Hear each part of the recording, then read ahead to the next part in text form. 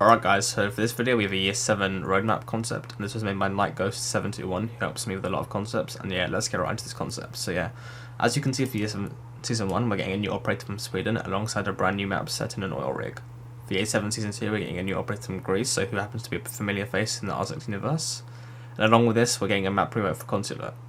So year 7 season 3 is a special operator, who is, in this season we're getting an operator from Classified Country, but one that has a very special connection to the Tom Clancy's Ghost Recon franchise. Along with that, we're getting a new map, which is Nighthaven's most heavily guarded facility, the R&D facility.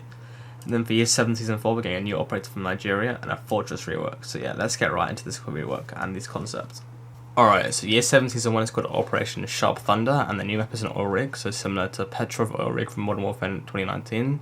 So the seasonal weapon skin is called the Divine Hammer, and the new battle pass is called Old Sin. So yeah, meet Odin, Rainbow Six Siege's sharpest new recruit. So we have the PO F9 assault rifle, the 417 designated marksman rifle, and breaching charges and claymores, and with the 2-speed 2 armor.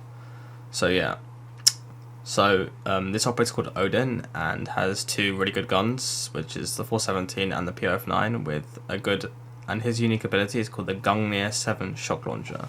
So yeah, he's named after Norse god Odin's spear, and this is a special launcher that fires concentrated electric discharges. A shot from this causes the following. This will disable enemy electronic gadgets for 8 seconds if you shoot them directly.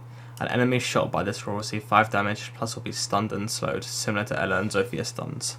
And these shots have a small splash damage radius, meaning you can affect multiple targets if they're close to another. However, he will also be countered, so the launcher will be unable to fire if Odin is in the area of a meat jammer, and mechanical-based gadgets like frost mats or Goyo's canisters will be ignored by these shots. So yeah, he has a good gun, the POF9, and this is a really good sort of gadget in my opinion. Alright, for year 7 season 2 we have Operation Silver Plume, and yeah, this is a Greek season. So the map rework is Consulate, and the seasonal weapon skin is called Panther's Claw. So introducing Artemis, Rainbow Six Siege's deadliest huntress. So yeah, she is 47 years old, she is the MCX RC assault rifle with an ITA 112 shotgun. She has barbed wire, impact grenades, and she's a 3-speed and 1 armor. So yeah, she is a returning member of the original Rainbow Six Siege team, and she also gave Glacis thermal scope. So yeah, she has pretty good guns. So she has the Oracle sensor mine. So this name is a reference to the Oracle in Greek mythology, and who was able to foresee events, the Oracle of Delphi. And this small device can be placed down on floors and on walls similar to Jaeger's ADS. And this creates a medium-sized area of effect around itself, and enemies who move within the AoE will get pinged for 4 seconds, similar to Lion or Jackal scan. Artemis herself will see the attackers outlined instead of their pinged location, and this is essentially a stationary line on defense. So the counters are that Ike can see the Oracle through the walls, and Thatcher's EMK can destroy the Oracle, and this is vulnerable to gunfire explosives, of course. So yeah, so she has Greek mythology, and her gun looks really cool in my opinion. So yeah, let me know what you guys think of this concept. I think this is one of the best ones. This is sort of like a proximity gadget on defense, and I love the lore with the Greek mythology and the Oracle sensor mine. And on her gun, she has the holographic sight, the NATO sight, the reflex sight, and vertical grip only. And yeah, so let me know what you guys think of Artemis in that sense. Alright, for year 7 season 3, this is a special season, and it's called Operation Dusk Shroud. So for the new map, we have the Orpheus R&D Center. So this is an R&D center, research and development center, and this is the new map, and it is a heavily fortified complex located on the side of an active volcano on the 3rd sector of the Galapagos Golem Island, where all kinds of experimental tech are created for Nighthaven. So the seasonal skin is called the Phantom Frequency, and the operator is an attacker called Volk, who has the SVRX marksman rifle and an SR3 MX assault rifle with a 2-speed, 2 armor. Alright, so this is a translation of Wolf to Russian, and yeah, so his primary ability is called the Prizrak cloak, and it runs on a meter, and the Prizrak translates the Ghost, Spectre, Wraith in Russian. So once activated, this makes Volk completely invisible to the human eye.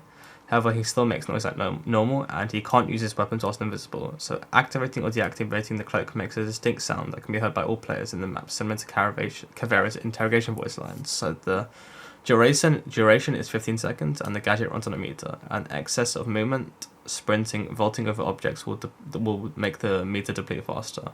And taking damage, stuns from L or echoes, slowed by Melusi's bungees will make the cloak glitch, similar to Nook. And the thermal vision from the bulletproof cameras and Mitra's evil eyes will allow them to see Volk clearly, even when it's cloak active. And yeah, I think this is a really cool concept. It's one of my favourite concepts, and he has two really good guns. So yeah, let me know what you guys think of this one. I think this is one of my favourite concepts I've ever seen for any video game, and credit to Night Ghost for making this concept. Alright, for the final season, we have Year 7 Season 4 called Operation Shining Ray. So the map we work is Fortress, the seasonal open skin is called the Cold-Hearted Scales. I meet Magnus, Nighthaven's most fierce protector. So here's the UZK SMG with the SAG sausage shotgun with the P22K MK25 handgun, and Clash's SMG with proximity alarms, deployable shields, and he's over 3 armor, 1 speed, so he's a tank. So his name is Magnus, he's a male, he's from Nighthaven, and he has a good Uzi which has 26 damage, a rate of fire of 950 rounds per minute. He has holographic sight, which is the NATO, the red dot, the reflex sight, vertical grip, and yeah, so his gadget is called the Sword Flash Bomb. So his gadget is called Sword due to its shape resembling a sword, similar to King Arthur's Excalibur trapped on the rock, which is what the operator icon is also inspired by. So yeah, Sword is a large size gadget, relatively the same height as the deployable shield, that can be placed on floors, after which it can be activated by pressing the gadget button again. So this will release a massive flash that will blind any players within its effective radius. So Magnus has 2 of these devices and can have both of these active placed down simultaneously. To make that possible, a new mechanic would have to be introduced for this gadget. In order to activate the sword's flash, Magnus has to be looking at its general direction. So Magnus can see his device through walls, similar to how Legion can use to be able to see his goo mines, meaning he doesn't necessarily need to have a line of sight for it to activate the charge. Another mechanic to have this work properly is not being able to place both swords too close one to another, similar to Chambers' teleports if you played Valorant. So upon activation, the gadget has a small 2-second charge, then it will release the flash. So this has unlimited uses, but has a 20-second cooldown before it can be used again. Magnus himself wears special glasses that make him immune to the sword's effect. Additionally, Wooden is also immune to it, and Thatcher's EMPs can disable it, and IQ's red scanner can spot it. So the sword device is bulletproof when inactive, but becomes vulnerable during its 15-second cooldown period, and explosives include Caddy's Lance, Ash's breaching rounds, and Zoffie's impacts can destroy it. So yeah, I think this is one of the best operator concepts we've got in a while, and credit to Night Ghost 721 for making this. This is amazing, and yeah, thanks for watching, guys. Make sure to follow him and let me know what you guys think of the CS7 roadmap concept and these operators. Thanks for watching, guys.